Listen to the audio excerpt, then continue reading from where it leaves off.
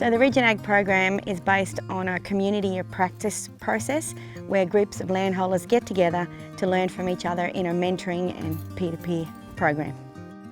I was invited by the FBA to come down and run a couple of 3-day workshops in manufacturing of inputs, of what we do, biofertiliser, etc. So we ran 2 courses, one at Nebo and one at Banana, that I think attracted, I don't know, about 40 or 50 farmers all together. And on the back of that, FBA was successful in getting some funding to provide a 12-month support program.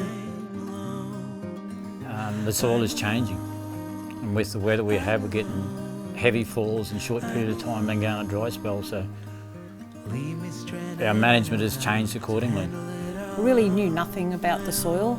I mean, I grew up just raising cattle and the soil was never looked at. You just grew grass when it rained and you fed cattle when it didn't rain, and that's just the norm. Yeah, we just don't do that. You know, you've got to look after the soils, and I think now with all the education that we've done, getting knowledge from outside is paramount to us. I just think that's like changed our lives and changed our property. You got to look at where your assets are. Our asset is in our soil. Everyone's asset should be more focused to the soil, and that's where regenerative agriculture starts. But you've still got to give your country rest. Regenerative means rest. We've been looking for new solutions and to regenerate our land. It's quite obvious that rundown is becoming a bigger and bigger issue, especially with issues like dieback coming in, where we've had huge areas of grass wiped out.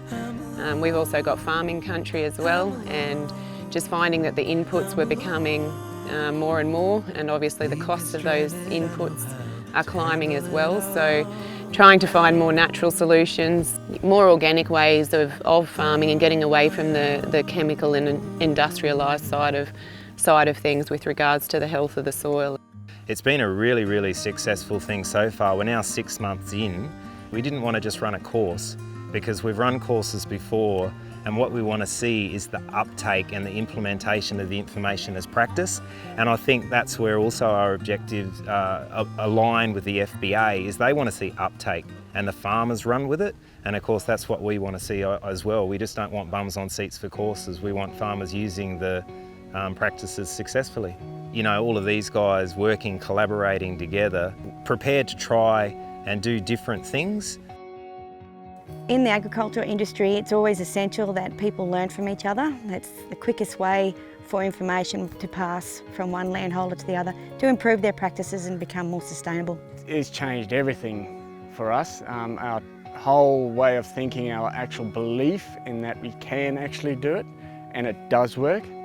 And everything, it's not expensive. You can do it off inputs off your farm of existing stuff that you have, and it's exciting. It really makes farming, you want to go farming, and it's fun and you can make money, and all with your bare hands, and you can do it with your children. There's no worry about chemicals and hazardous stuff.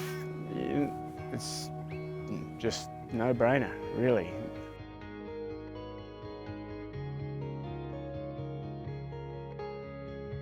The health of the soil affects the health of yourself. That's the biggest correlation, and we've learnt that quite a few years ago, and you hear more people now talking about it. If your soil's not right, your health's not right. We're moving in a direction where it's quite obvious that country is degrading, and at a rapid rate. We're losing topsoil, erosion's becoming a bigger and bigger issue. The animal health side of it, with me being a vet, is becoming more and more pronounced. We're getting more and more disease issues, which a lot of them are coming back to nutrition. And without soil health, we don't have plant health, we don't have the vitamins and minerals we need within those plants, and then they're not getting, obviously, to the animals. So it comes right down the chain, and if we don't start at the bottom with the basics of soil health, we're never going to get the animals right, and that's where our nutrition comes from as well. It is the future, it has to be the future. We've got to get away from chemicals, and we've got to get away of the old way of thinking. We have to try and minimise our tillage and work in the soil, because we've lost so much topsoil already.